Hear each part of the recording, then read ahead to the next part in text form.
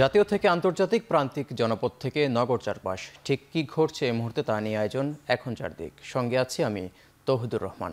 সাবেক আইজিপি আব্দুল্লাহ আল মামুন ও সাবেক সেনা কর্মকর্তা জিয়াউল আহসান সহ 23 আসামির তদন্ত প্রতিবেদন দাখিলের নির্দেশ আগামী 5 অক্টোবর ধার্য করেছেন আন্তর্জাতিক অপরাধ ট্রাইব্যুনাল। সকালে শুনানি শেষে এই দিন ধার্য করেন আদালত।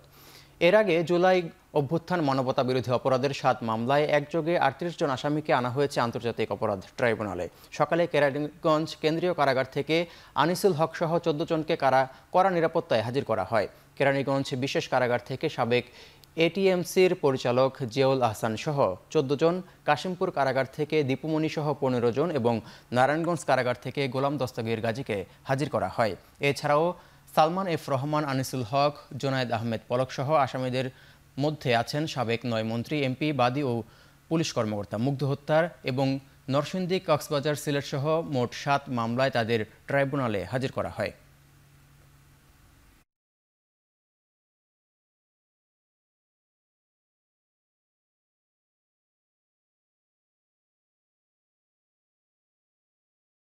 তত্ত্বাবধায়ক সরকার ব্যবস্থা দীর্ঘ 14 বছরের দাবি।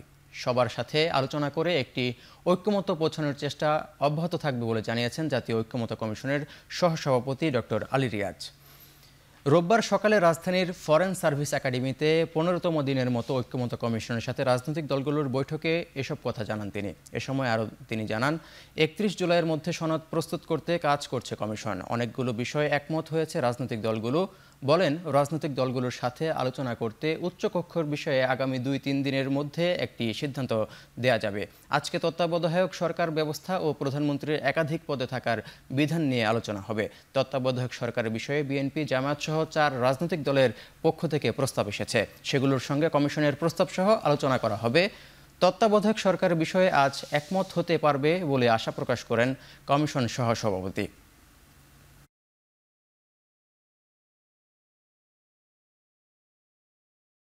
14 বছর ধরে তত্ত্বাবধায়ক সরকার ব্যবস্থা পুনঃপ্রতিষ্ঠার লড়াইয়ে আমরা সকলেই যুক্ত ছিলাম। সেই জায়গার থেকে আমরা একমত যে তত্ত্বাবধায়ক সরকার ব্যবস্থা পুনঃপ্রতিষ্ঠা, সেটা আমরা বলেছি, আমরা একমত হয়েছি। এখন প্রধান উপদেষ্টা নিয়ে এবং কাঠামোর বিষয়ে আলোচনা হবে এবং সেটাতে আমরা একমতের জায়গায় আসতে পারবো বলে কমিশন আশাই শুধু করেন, এটা বিশ্বাসও করে। আগামী ফেব্রুয়ারিতে নির্বাচনের মাধ্যমে বিএনপি জনগণের সরকার গঠন করতে চায় বলে মন্তব্য করেছেন বিএনপির মহাসচিব মির্জা ফখরুল ইসলাম আলমগীর। রোববার সকালে জাতীয়তাবাদী কৃষক দল ও আমার বিএনপি পরিবারের যৌথ উদ্যোগে জিয়া উদ্যানে বৃক্ষরোপণ অনুষ্ঠানে কথা বলেন তিনি। বলেন, সরকার প্রতিশ্রুতির সময়ে নির্বাচন দেবে, সেটাই আশা। শেখ হাসিনা মানবজাতির কলঙ্ক উল্লেখ করে মির্জা ফখরুল বলেন, গণহত্যার জন্য শেখ হাসিনাকে ক্ষমা করবে না দেশের মানুষ। এ সময় দলের পক্ষ থেকে ফান্ড তৈরি করে জুলাই আগস্টের হতাহত পরিবারকে পুনর্বাসন করা হবে বলেও জানান বিএনপি মহাসচিব।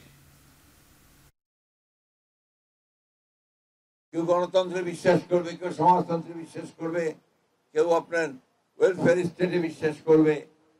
এই সবগুলোকে মিলিয়ে আমরা একটা রেইনবো স্টেট, একটা রামধনু যেভাবে অনেকগুলো রং নিয়ে ওঠে, সেরকম একটা রাষ্ট্র নির্মাণ করতে অনেক আগেই আমাদের দেশনেত্রী বেগম খালেদা জিয়া সেই স্বপ্ন দেখেছিলেন। ওই যে মা যে তার ছেলেকে দেখে স্বপ্ন দেখেছিল যে তার দুঃখ দূর হবে, সেই পরিবারগুলোর পুনর্বাসনের ব্যবস্থা করা, আর যারা আহত হয়ে আছে, যারা চোখ হারিয়েছে, তাদের পুনর্বাসনের ব্যবস্থা করা। প্রশাসনের বিভিন্ন জায়গায় স্বৈরাচারের দোসর থাকায় শহীদ পরিবাররা যথাযথ সম্মান পায়নি বলে মন্তব্য করেছেন জাতীয় নাগরিক পার্টির আহ্বায়ক নাহিদ ইসলাম। সকালে চট্টগ্রামের হোটেল সৈকতে শহীদ পরিবারের সদস্যদের সাথে দেখা করে একথা বলেন তিনি। এ সময় শহীদ পরিবারের সদস্যরা 1 বছরেরও শহীদদের হত্যার বিচার না হওয়ায় ক্ষোভ প্রকাশ করেন। এই ব্যাপারে দ্রুত পদক্ষেপ নিতে নাহিদের কাছে অনুরোধ জানান তারা। নাহিদ বলেন, শহীদরা কোনো দলের নয়, বরং তারা দেশেরই।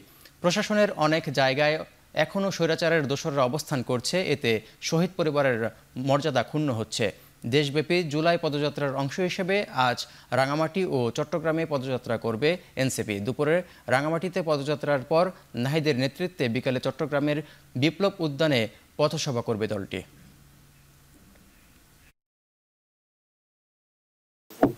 সরকারের উদ্যোগগুলা মাঠ পর্যায়ে পর্যন্ত পৌঁছায় না বা পৌঁছাইতে দেরি করছে বা সেইখানে অনেক ধরনের ঝামেলা আসলে, কারণ এখনো প্রশাসনের বিভিন্ন জায়গায় আসলে স্বৈরাচারের দোসররা আছে, এবং ফলে শহীদ পরিবাররা যে সম্মান পাওয়ার কথা সেইটা আসলে বিভিন্ন জায়গায় আমরা শুনি অভিযোগগুলো।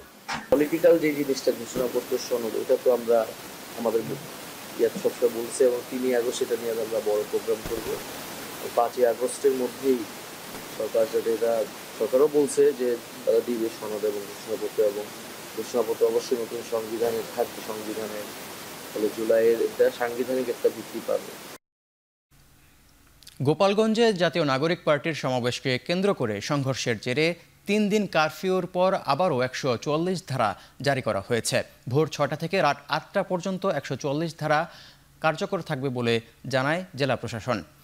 এর মধ্যেই অনুষ্ঠিত হচ্ছে এইচএসসি সমমান পরীক্ষা। সকাল থেকে অভিভাবকদের সঙ্গে নিয়ে কেন্দ্রে কেন্দ্রে উপস্থিত হন শিক্ষার্থীরা। আইন শৃঙ্খলা পরিস্থিতি স্বাভাবিক রাখতে সড়কে টহলরত বিজিবি ও সেনাবাহিনী। 144 ধারা চলমান থাকায় একসঙ্গে 4 জনের বেশি জড়ো না হওয়ার নির্দেশ দেওয়া হয়েছে। সীমিত পরিসরে খোলা আছে শহরের দোকানপাট। গত বুধবার এনসিপির সমাবেশ ঘিরে শহরের বিভিন্ন এলাকায় দফায় দফায় সহিংসতা, ককটেল বিস্ফোরণ, অগ্নিসংযোগ ও হামলার ঘটনা ঘটে। এরপর জেলা ম্যাজিস্ট্রেট প্রথম দফায় 144 ধারা জারি করেন। পরে পরিস্থিতির অবনতি হলে ওই দিন সন্ধ্যা 6টা থেকে কারফিউ জারি করা হয়। দফায় দফায় কারফিউ দেওয়ার পর গতকাল রাতে জেলা প্রশাসনের পক্ষ থেকে ফের রোববার সকাল 8টা থেকে রাত 8টা পর্যন্ত 144 ধারা জারি করা হয়। সার্বিক পরিস্থিতি ও আইন শৃঙ্খলা রক্ষাকারী বাহিনীর সঙ্গে আলোচনা করে পরবর্তী সিদ্ধান্ত নেওয়া হবে বলে জানায় জেলা প্রশাসন।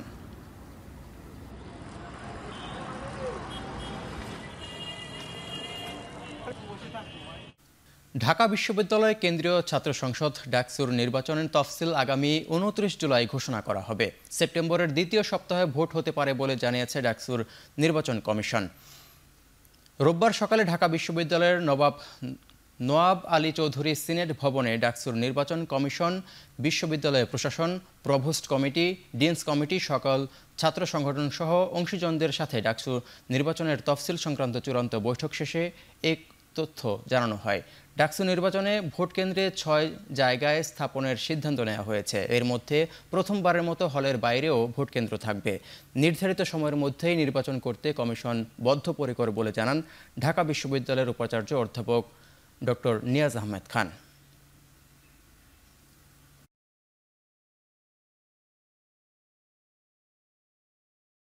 29 তারিখের ব্যাপার তো অলরেডি আপনাদেরকে পরিষ্কার বলা হয়েছে। তার 3টা কারণ।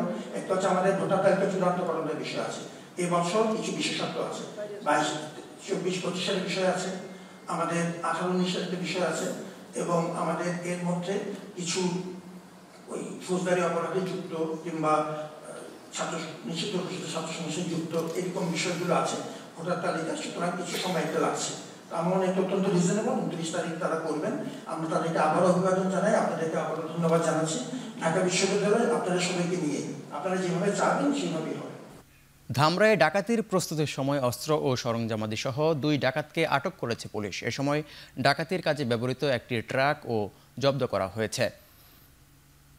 পুলিশ জানায় গতকাল ভোরে গোপন সংবাদের ভিত্তিতে ধামরায়ের আমতলায় অভিযান চালানো হয়। অভিযানে ডাকাত দলের 2 জনকে আটক করা হয়। তাদের কাছে ডাকাতির কাজে ব্যবহৃত বিভিন্ন সরঞ্জাম ও একটি ট্রাক জব্দ করা হয়। তবে ডাকাত দলের অন্য সদস্যরা পুলিশের উপস্থিতি টের পেয়ে পালিয়ে যায়। আটক করা 2 জনের বিরুদ্ধে প্রয়োজনীয় আইনগত ব্যবস্থা গ্রহণের শেষ তাদের আদালতে পাঠানো হবে।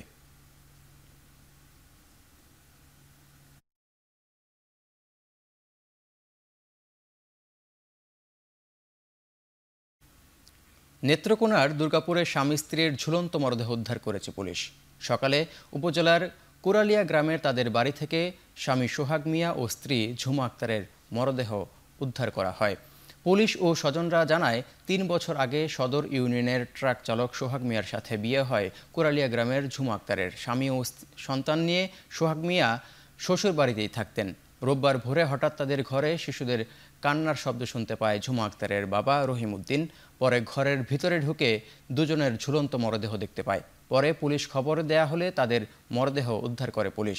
পারিবারিক কলহে স্বামী স্ত্রী আত্মহত্যা করেছে বলে ধারণা করছে পুলিশ।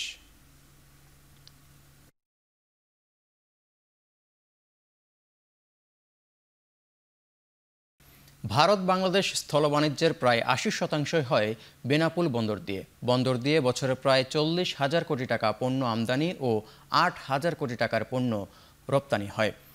দ্বিপাক্ষিক এই বাণিজ্যিক কার্যক্রম থেকে বিপুল রাজস্ব পায় সরকার। কাস্টমস কর্তৃপক্ষ জানায় ২০২৪-২৫ অর্থবছরের লক্ষ্যমাত্রার চেয়ে ৩১৬ কোটি ৫১ লাখ টাকার বেশি রাজস্ব আদায় করেছে সরকার। এর আগে কাস্টমস থেকে ৬,৭৫০ কোটি টাকার রাজস্ব আদায়ের লক্ষ্যমাত্রা নির্ধারণ করে দেয় এনবিআর। অথচ বছরের শেষে আদায় হয় ৭,০২১ কোটি ৫১ লাখ টাকা, যা লক্ষ্যমাত্রার চেয়ে প্রায় ৩১৭ কোটি টাকা বেশি। ২০২৩-২৪ অর্থবছরে ৫,৯৪৮ কোটি টাকার লক্ষ্যমাত্রার বিপরীতে ৬,১৬৭ কোটি ৩৮ লাখ টাকা রাজস্ব আদায় করেছিল বেনাপোল কাস্টমস হাউস। রাজস্ব বেশি আদায় হওয়ার পেছনে জবাবদিহিতা, বাণিজ্যে স্বচ্ছতা ও যোগাযোগ ব্যবস্থার উন্নয়নকে সামনে আনছে ব্যবসায়ীরা। তবে পণ্য খালাস জটিলতা কাটাতে পারলে রাজস্ব আদায় আরও বাড়বে বলে মনে করেন তারা। ভিয়েতনামের জনপ্রিয় পর্যটন কেন্দ্র হালং বেতে বৈরী আবহাওয়ার কারণে একটি পর্যটনবাহী নৌকা ডুবে অন্তত ৩৮ জনের মৃত্যু হয়েছে। নৌকাডুবির ঘটনায় এখন পর্যন্ত ১২ জনকে জীবিত উদ্ধার করা সম্ভব হয়েছে। নিখোঁজ অন্তত ৩ পর্যটক। ভিয়েতনামি সীমান্তরক্ষী বাহিনী ও নৌবাহিনী একটি বিবৃতিতে জানিয়েছে, ওয়ান্ডার সিজ নামের একটি নৌযানে 53 জন আরোহী ছিলেন, যাদের মধ্যে ৩৮ জন পর্যটক ও 5 ক্রু সদস্য ছিলেন। জানা গেছে, শনিবার স্থানীয় সময় দুপুর 2টার দিকে বজ্রপাত সহ শিলাবৃষ্টি শুরু হয়েছিল। তখনই আকস্মিক ঝড়ের কবলে পড়ে এটি ডুবে যায়। নিখোঁজদের সন্ধানে এখনও উদ্ধার অভিযান অব্যাহত রয়েছে। এ দুর্ঘটনায় নিহতদের পরিবারের প্রতি সমবেদনা জানিয়েছেন দেশটির প্রধানমন্ত্রী ফা মিন চিন।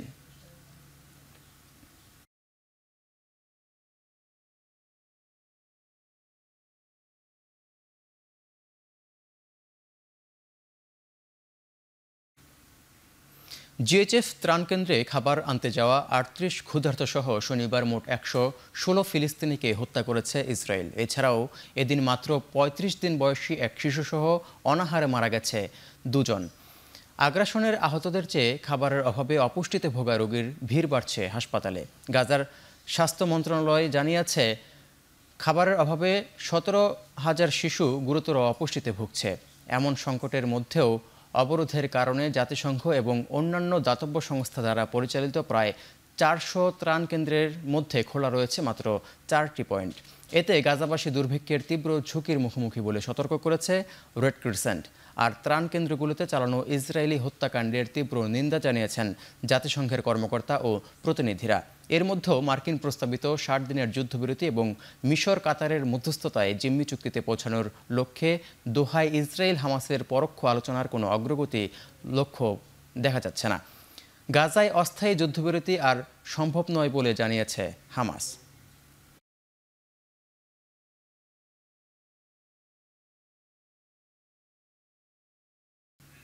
বাংলাদেশ পাকিস্তান টি-20 সিরিজের প্রথম ম্যাচ আজ মিরপুর শেরেবাংলা ক্রিকেট স্টেডিয়ামে। ম্যাচটি শুরু হবে সন্ধ্যা 6টায়।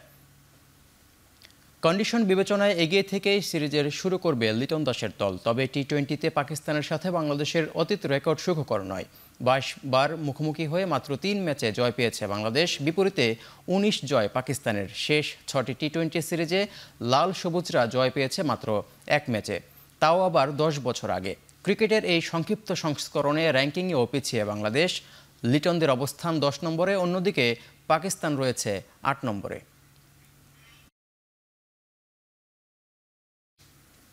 শেষ করছে এখন চারদিক। এখন টেলিভিশন ওয়েবসাইটে দেখতে ভিজিট করুন www.ekhon.tv, ফেসবুকে দেখতে ভিজিট করুন facebook.com/tv.ekhon এবং ইউটিউবে দেখতে ভিজিট করুন youtube.com/c/ekhon tv।